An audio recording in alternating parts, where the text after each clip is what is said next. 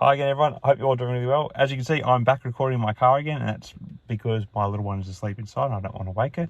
Anyway, this video is a little bit different to my normal stock updates, but I think it's an interesting topic to cover, and it has serious financial and policy implications by nature, and that being the recent perspective on the Fed Ron DeSantis has been taking in public recently.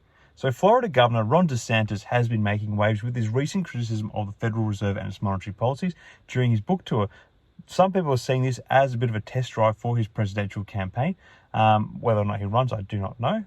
Anyway, DeSantis has focused mainly on his record in Florida. However, lately he's been hitting on a larger theme, and that's the phase of monetary policy and the Fed. And I really think he's onto something, because this is something that many people have been saying, but at an official level, it's been kind of ignored. So in a recent book talk in Naples, Florida, DeSantis criticized the Fed for contributing to inflation by printing trillions and trillions of dollars. He said that obviously it is going to create inflationary pressures. And so people were saying this, and that this was always going to happen. They didn't want to listen. And so you had inflation start to percolate. And he criticized Fed Chairman Jerome Powell for calling the inflation transitory before realizing the mistake. A mistake that many people kind of saw coming. So, it feels like the general public might be more qualified than Jerome Powell, it seems. Anyway, DeSantis' criticism of the Fed is noteworthy because it is not a common topic for Republicans to talk about. Most Republicans generally blame inflation solely on President Biden's spending. However, monetary policy has also played a major role in causing inflationary pressures. It's notable that a leading Republican politician like DeSantis is willing to say it.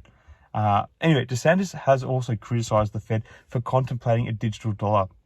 This is a more complicated subject for some other time, but suffice to say that DeSantis is probably hitting the Fed, other financial regulators, for rescuing the politically well-connected depositors of Silicon Valley Bank after it failed last month. He said, if there was a bank in this part of Pennsylvania that serviced like agriculture or small businesses, do you think that they would have been bailed out under similar circumstances? The answer being no.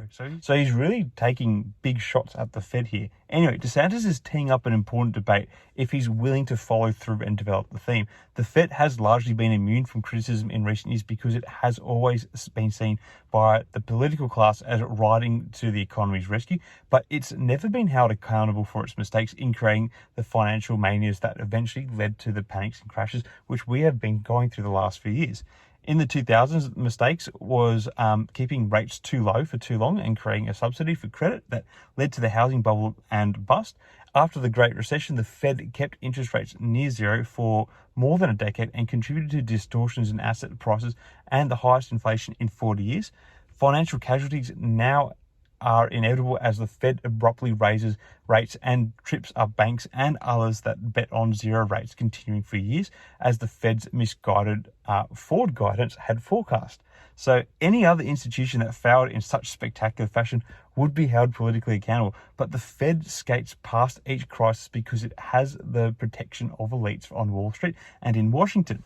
The press corps is also in the Fed's corner, and it's already circling the wagons against the governor's criticism.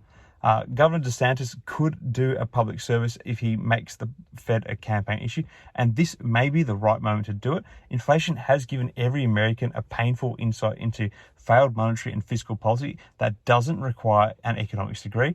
The mistakes are clear and understandable, and it could really be a political point scorer for him if he does follow through it. This is also an issue that cuts against Donald Trump and Joe Biden. Trump first appointed Powell as Fed chair, and Biden reappointed him.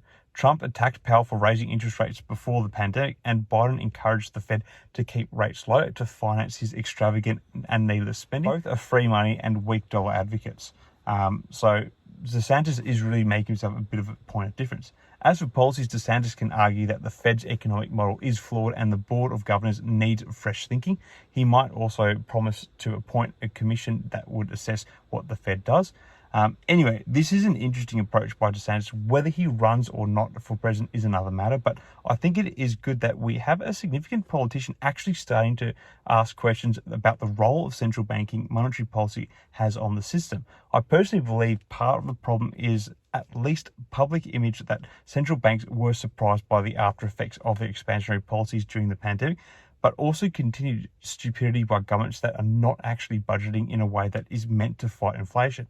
Anyway, a bit different from my other videos. Let me know your thoughts about this whole issue in the comments below. Till next time, everyone, take care. Cheers.